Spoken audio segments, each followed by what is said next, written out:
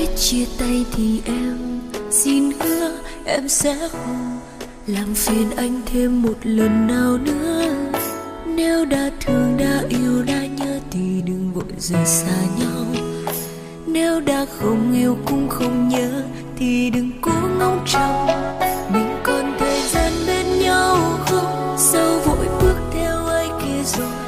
Anh có biết em cảm thấy xót xa nhưng em chẳng thể nói.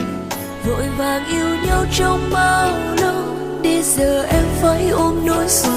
Khi anh không cần thì bao nhiêu lý do cũng vậy thôi. Sao anh vội vàng như thế anh hỡi? Em đã làm gì để có lỗi? Để anh nói anh không cần đem anh theo một người kia rồi.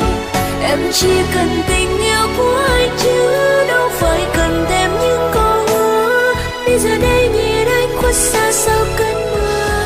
Em yêu anh em đâu cần anh phải nghĩ về em. Nên anh cần gì phải so sánh giữa tình yêu của ai và em.